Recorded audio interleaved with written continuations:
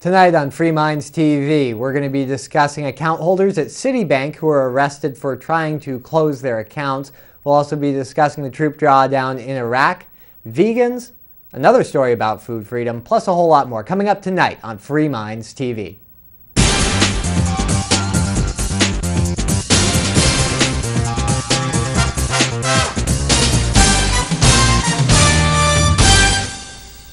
Thank you very much for tuning into a very exciting edition of Free Minds TV, where we challenge you, the viewer, to think outside the box. With you as always is Toby. And Nick. Why is this an exciting episode, Nick? Well, it is the 227th episode we've ever recorded, which is just an arbitrary number, but we do have some really cool stories to get into. I don't know how cool some of them are, but they sure do get me fired up. I think that it's exciting times where we live, Nick, where you have this thing called the YouTube at your fingertips, where you can go and watch all sorts of crazy stuff that's happening around the world. And man, well, it's definitely changed things from the way they were 10 years ago when you just didn't have those citizen journalists actually getting tapes out there because who was going to air it? But now you can just put it up for free on the internet, which is, it's handy if you're being a citizen journalist, and it's nice if you like watching that kind of raw, unedited footage. Yes, we are on the YouTubes, and some people sometimes comment, how can you have a YouTube video that's 29 minutes? Well, we're primarily on cable TV, and we also have the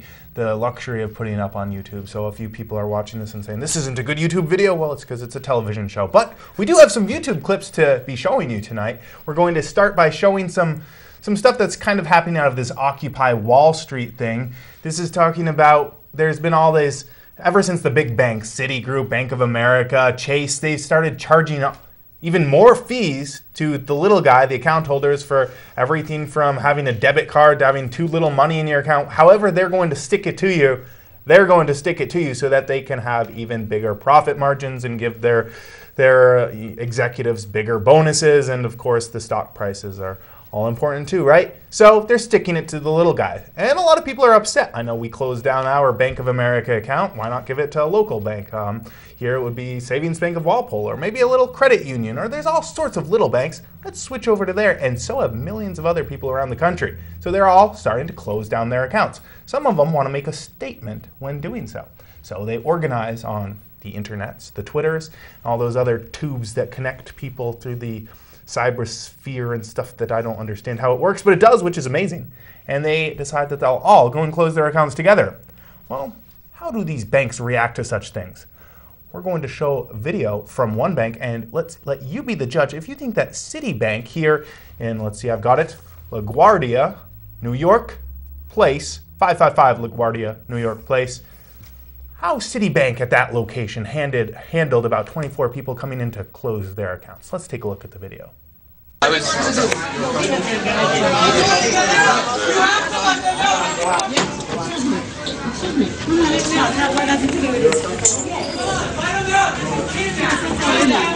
are allowed to leave. A second, man.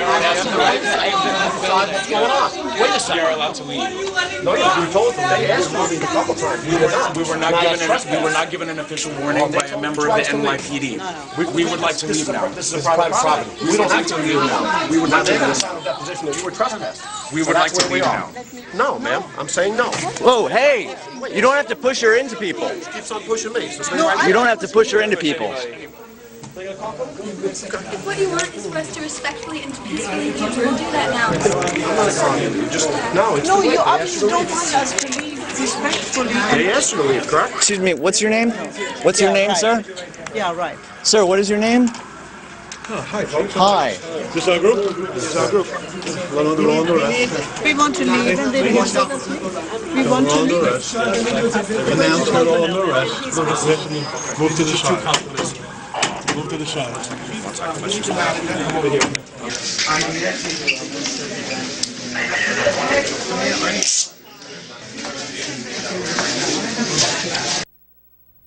You're all under arrest. Move to the side. You're under arrest. Now, meanwhile, on the inside, that was about 23 of them were in there, and one of them had left earlier when I guess the managers of CitiBank asked people to leave. So one of them decided to leave. Let's see how the police treated her on the outside. Get everyone's name and text me. Call the National Guard. Names and birthdays. What's the number? I called the NLG. There's the number. I called them. They know that this is happening. Give her all of your names. Give her all of your names, and I will make You were inside. You were inside with everybody else. I'm a customer. You were inside. I'm a Yes, but customer. you were inside I'm a the whole customer. time. No. What are you doing? What the? What are you doing? What are you doing?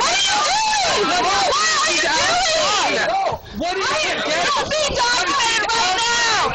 He's not doing that! So we do apologize for the quality of that video. It was shot on a cell phone, and there's a few other copies of it floating around the internet. I'll post it up on the show notes so you can get the full picture. The first video is longer as well, so you can watch more. But for the purpose of this, we just wanted to give people an idea of what was going on at that City Branch location. The gentleman that you saw arresting, I'm not sure who was bank managers, who was undercover cops, because apparently, according to the people who were there and their tweets that they were putting out, talking on the internet about what was going on, they said that the people who were really inciting some of the more rowdy behavior were actually undercover cops. And one of the quotes is very, very telling. It's like, I can't believe these people, paraphrasing here, I can't believe these people are getting paid to get us to do things that are going to then get us arrested. Because it's undercover cops inciting a lot of this, according to them, allegedly, and then arresting them. That person there that you saw in that last video had her account number right there, had gone in, closed her account, and left, and then they arrested her, dragged her back into the bank. CitiBank has put out a statement, so we're not journalists at all, but let's give their side of things, see what they take on it. They say that a large number of protesters entered our branch at 555 LaGuardia Place around 2 p.m. today. They were very disruptive and refused to leave after being repeatedly asked, causing our staff to call 911. 911, it was an emergency. The police asked the branch staff to close the branch until the protesters could be removed. Can they do that? Can they just lock people inside like that? I thought that was wrongful imprisonment. Oh well, guess I'm wrong. If you're a big bank employee, you can lock people in there and then have people arrested. According to the reports, it was the protesters were in there between 10 and 20 minutes. Not nearly enough time for 23 people to close their accounts. According to the protesters, let's be fair about this, 3 of the people there did not have accounts and were just coming for the protest or moral support, show the signs. So, but according to members who were there, I was not there, according to their tweets, they were there to close their accounts and were arrested for trespassing as a result. Now, Nick, I don't know if we talked about it, but a story has run across my desk of one of these bigger banks donated millions and millions of dollars to the New York Police Department. We brush it aside and go, what's it matter? They're a few $1 million. You can't buy the police in New York for a few $1 million. Well, can you? Yeah, I don't know. I don't believe it was CitiBank in that case. No, it was I like think it was JP Morgan or what. They're all connected. Maybe it was gross orgy of horrible, disgusing corporate greed. But that's the thing. I mean, this is coming from close to New York City, and banks really. That's a financial. There's obviously a heavy financial industry presence in New York City. I don't think you have to give money directly to the New York Police Department in order, if you're a bank or somebody who's in a higher position at a bank, to have a certain amount of influence with people who work at the city, who have sway in the police department. And clearly, I think you can make a much better case for arresting, not to single out Citi specifically, because they didn't do anything differently than a lot of other big banks. Well, actually, same exact time as this protest was going on, across town, Chase was having a similar protest going on where people went down there. Mm-hmm. Actually, according to those reports, there were 1,000 people outside of the Chase Bank. And many people were going in and closing their accounts, and the managers rolled with it and allowed them to close their accounts. Well, yeah, you're a customer. I mean, it's not an act of trespass. So are these people. To go into, well, yeah, I know. It's what seems a little bit absurd to me. And I've seen many, and this isn't alone, go and type in like arrest at bank or Bank of America close accounts, and you see police standing and barring customers who have cards who say, I want to close my account. You're not allowed in. Yeah, well, this isn't an isolated incident. No, it's telling, and this is the way it works. People don't like to admit that this is the way it works, and I think this is why the Occupy Wall Street movement is getting a lot of traction, because you as an average person, you're just a piece of dirt as far as the NYPD is concerned, or any law enforcement agency, if you get in the way of people who have money and political influence. That would be big banks, you think? I mean, really, in a more just world, a lot of these bankers, not the tellers work for a living, the branch managers work for a living, but the people up at the higher levels who were cooking up these this whole new market in derivatives, they should be serving multiple year prison terms. They should be, a lot of those people should, in a more just world, be serving prison time for fraud. But they're not. In fact, the institutions that engaged in what, in my opinion, whether it was legal or not, whether it was in a gray area or not, was fraud. Institutions that engaged in that, Toby, a lot of them received money from you and me. Taxpayer money goes to them. To the tune of billions and trillions of dollars. But if too many of the little people wanted to close out their accounts with these big banks at one time, well, then that's when the police have to get involved. That's when government needs to step in to protect the really rich bankers from the rest of us. I guess that's the lesson here. It boggles my mind why so many little people. I get why if you have tons of money, you get some benefits from having it in the big banks. I don't know why the little guy still has money in these big banks.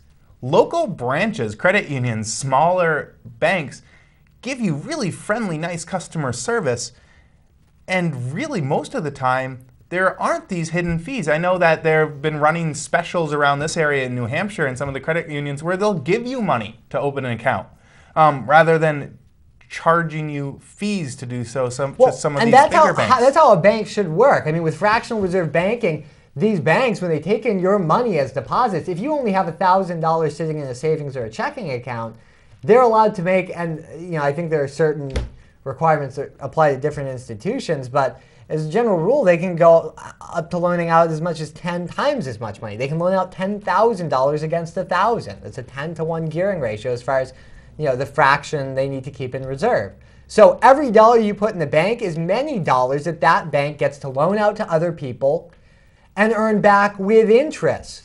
That's how they make their money. You shouldn't have to pay somebody to hold your money for you when they're making money off of interest on loans that they issued against your deposits.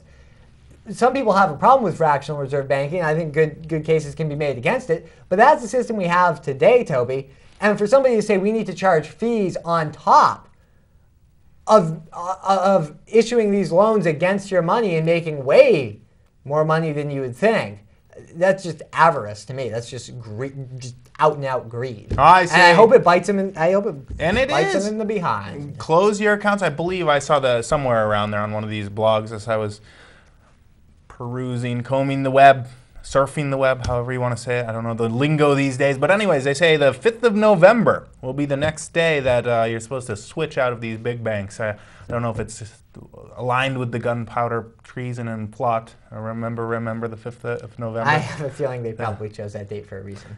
Remember the 5th of November, the gunpowder treason, the plot. I know of no reason why the 5th of November should ever be forgot. Anyways, I say get rid of them.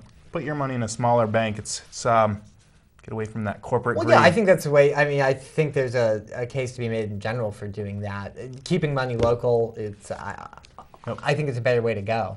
Anyways, there's more reason to celebrate, Nick. It seems, according to the news, I was listening to the big news, the radio station news. I think it was CBS or ABC News. I don't remember. Anyways, it looks like the United States, I should say, their process of being diplomatic with the Iraq government has failed, and we're going to have to get booted on out of there. At least that's how they made it seem. Well, they made it. I mean, there was an argument about how many troops would remain after the drawdown, but really, this withdrawal has been planned since the Bush era. If George Bush had been able to hold a third term, if that were constitutionally possible, I'm not sure that we would be seeing this withdrawal take place. I think they might have extended the deadline again. Well, they tried this time. Well, yeah. In all fairness, it's not like Obama was sitting there, let's get out of Iraq. They were trying. That's why I said, when I listened to the news, they were talking about it as a failure, that we couldn't stay there longer. Yeah, well, I consider it a success. I consider it reason to celebrate. Whether it's a success through the failure of the administration's policies or not, I consider it a success. Reason to celebrate. As pretty much a drawdown to zero as far as U.S. military presence goes, except for things like embassy guards, and the normal military presence that you would have. So I would say it's a success, Toby. Obviously, the war in Afghanistan, still quite a ways from over. They were saying they were going to start drawing down at the end of this year, and we'll see what happens there. But regardless of whether you can really give Obama that much credit for it, regardless of why it happened, we're finally getting out of Iraq. And I think that's something worth talking about. A lot of people kind of forgot about Iraq, because they had, done a certain amount of troop reductions already. They claimed that they pulled combat forces a couple of years ago, even though it really wasn't the case. But I think it's, I think it's the right thing happening, even if for the wrong reasons. And hopefully it is part of a trend. I'm pretty cynical, and I have my doubts whether the U.S. government is, changing its ways.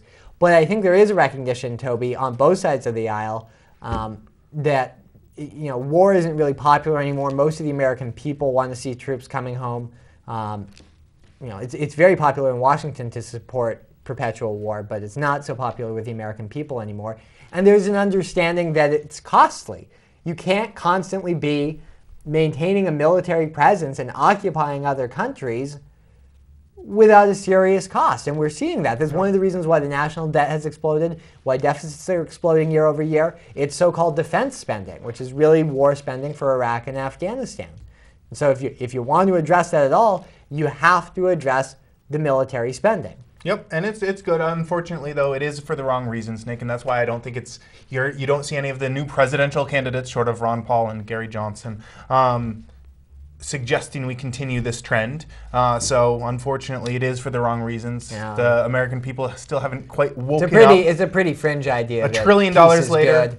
Thousands of people dead, tens of thousands coming back, maimed for life, either mentally or physically. On the radio show this week, Toby, I was mentioning that in an interview with, I think it was GOTV, it's a Pakistani news channel, President Hamid Karzai of Afghanistan was saying that if the United States ever went to war with Pakistan, not that that's very likely, but if they ever did, Afghanistan would side with Pakistan.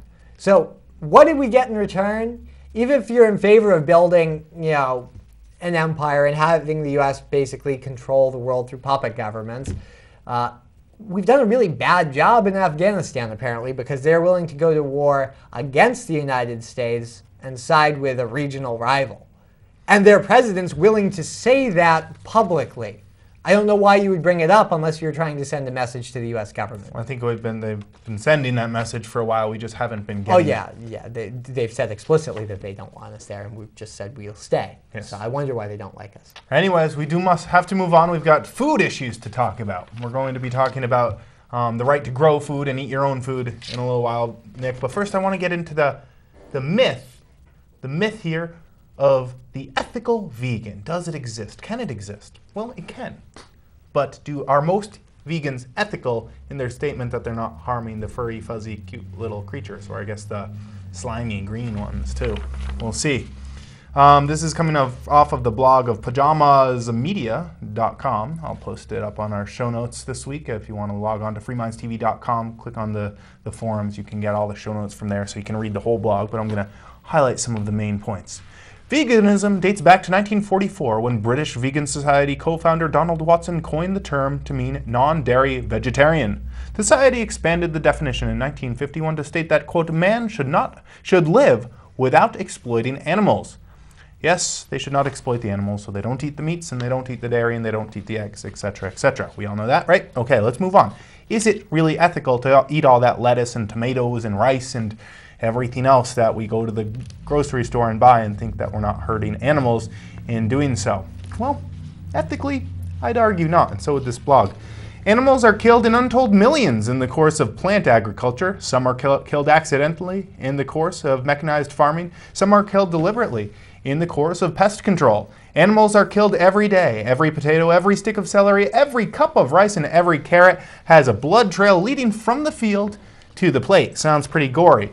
What are a few little frogs cut up or a few field mice cut up in the production of your vegetables? Well, it doesn't mean much. Not many. Well, is it just a few?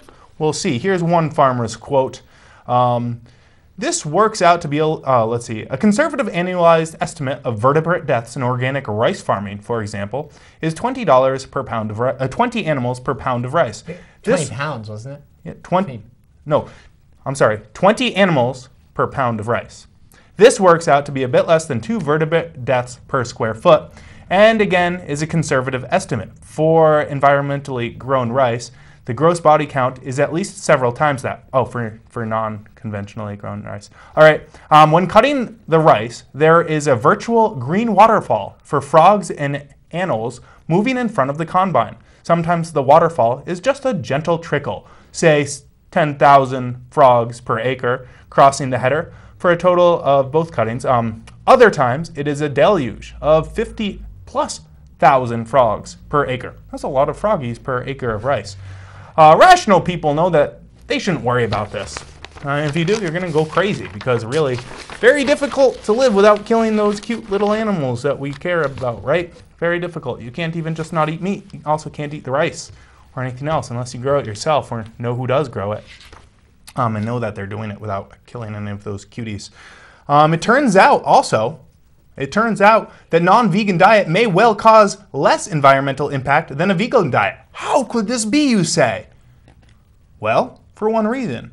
Food for livestock can be grown on land that is too poor for growing crops for human consumption. So when we're planting a whole field to eat vegetables on, we're displacing a lot of animals, plus killing a lot of animals to keep them away from eating all that tasty food, plus killing a whole bunch of them in the collection of all that tasty food. So is it more ethical to go and shoot a deer in the woods, for example, and eat that deer, than go and plant a whole field of food and then harvest it and eat that food, killing thousands of animals in the process? I don't know, Nick. I guess I've heard vegan animals you like more, but Is yeah, it? it's a good point. For example, let me just point this I'll out. point out that industrially produced meat, which is what most of us eat most of the time, definitely does have an environmental impact because grains Of are course. most of that meat is grain fed, and they are still raising Nick, grain. I'm not and saying then- I'm an ethical person whatsoever when it comes to my food consumption. But I'm just but throwing there's a this out point there that you can raise. I mean, you can raise sheep and goats and cows basically by turning them loose on fields of grass. For example, okay, you see vegans sometimes, and this article points out that you'll see a vegan in the store lament that he can't buy the black olives because the squid ink is used to dye the olives the amazing color that they are. So they can't buy it even though it's just one minuscule of squid ink that's used. Yet they'll go and buy a box of rice. That, what did they say? There's 20 frogs dead for that box of rice. I guess it's all about where you draw the line, because I mean, you can do you two didn't things. directly kill the animals to make the product. They just kind of got in the way. You just got in the way. They got in the way. You know, All right, it Nick. didn't mean to kill I them. think Maybe it was manslaughter as opposed to. I think you're taking that ethical line and you're bending it. Oh Anyway, yeah, it's quite a stretch. there are yeah. two ways you can go pretty- if you really do want to be an ethical vegan. Two things, according to this blog. You can analyze every source of vegetable that you eat. You can only eat those which are found to cause the least amount of animals to die, or if you're really being ethical, no animals to die. Or you can move off the grid, grow your own food off your own land, and I can't say that word, using no insecticides, no rodent control measures, and no mechanized equipment. You can do it. It's just a lot of work. I can read the word, I have trouble with these big words, pronouncing them, Nick. Well, So don't listen to me. I'm crazy stupid. No, it's just funny, though, I think, to point out that this ethical lines we draw in the sign are really just a haze of gray. yeah, it's mostly about what makes people feel good, Yeah. and that's fine if people want to eat vegan. And maybe I'm it's just definitely reading not this right because I to want to everything. feel good about all the steak I eat. Well, I think that might have something to do with it. And You're going to call me an animal killer? Look at all the frogs! Yeah, well, hey, it makes me feel a little bit better about my day, right? Exactly. But That's all it's- that matters. It's not like we don't have some positions which you could pick at too. Of course we do. Everybody does. That's the whole point, Nick. We don't live in a black and white But world. back to the food thing. I've got a story about food. Well, what if you do, Nick? What if you do? Transition here. Check this sweet, smooth transition. What if you do want to be an ethical vegan and you want to move off the grid and grow your own food? Can you do it? That depends on where you are, but in the state of Wisconsin, one judge is ruling or issuing a clarification for his ruling saying that you do not have a fundamental right to grow your own food or produce food of your own choice. David Sonka was writing a story for Food Renegade called Is Your Choice of Food a Fundamental Right? And he points out this ruling coming out of the court in Wisconsin where Judge Patrick J. Fielder said that we do not have a fundamental right to consume food which we grow or raise. And the judge actually said specifically in a clarification to a challenge that was issued by a food freedom group. Here are the words of the judge, 3 points of clarification in the explanation of his ruling. No, plaintiffs do not have a fundamental right to own and use a dairy cow or dairy herd. No, plaintiffs do not have a fundamental right to consume the milk from their own cow. No, plaintiffs do not have a fundamental right to produce and consume the foods of their choice. I don't know how much more explicit he could be, but basically he's saying that if raw milk is illegal in the state of Wisconsin, and the state of Wisconsin wants to say that not only does that mean that you can't sell the milk to other people, you can't even drink the milk from your own cow unless it's been pasteurized or unless the state of Wisconsin says you can. You don't have any right as a human being to produce your own food, according to the judge, which I think is pretty insane, Toby. I can't think of anything that's much more fundamental to, I mean, it's just above breathing and drinking water is eating. And producing your own food seems like one of the most fundamental, basic human rights there are. If you have a piece of land and you want to grow cabbages or cows or rabbits, whatever it is you like to eat, and you want to eat them, that seems pretty basic to me, Toby. I don't know how much more fundamental you can get than that. But the judge is saying the state has to say it's okay. You only have that right if the state says it's okay. And this isn't talking about someone having a cow in the middle of a neighborhood where it's polluting their neighbor's lawn and going into the street. That's not this property rights issue at all. It's saying if you have a giant farm in the middle of nowhere even, you don't have the right to do this. Craziness, Nick. Complete craziness. The act in itself, it's not taking into account, if I put a pig farm in suburbia, what that might do to my neighbors. It's not one of those cases. It's a simple case of if the state wants to tell you what's good for you, that extends as far as saying you can't drink milk from your own cow if it's not pasteurized, which is predictable. I mean, we've been talking about things like trans fat. Yeah, but I always thought when they started doing it to the processed food, there was nothing to stop them from doing it to the whole foods. But when we were talking about it, in all fairness, Nick, I just thought I was being a crazy person, ranting and raving about the craziness. First it's the trans fats, then it's the raw milk. But literally, I really did think I'm just being crazy here, and I'm ranting and raving, but what the heck, it makes me feel good. Unfortunately, some of the crazy rants have turned out to be too many of them, Nick. Accurate. Too many crazy rants have come true on this show, and it's very upsetting to me. I hope it's upsetting to you. If it is, I don't know what we should do about it. Maybe let's go occupy Wall Street. I don't think they're really going in that great of a direction either. No, and I have too much trying to earn money and stuff makes it difficult to take the day off and go occupy somewhere. But do something about it. Instead, we'll just rant and rave next week. Until then, it's been Toby here with you. FreeMindsTV.com. Until then, have a great week.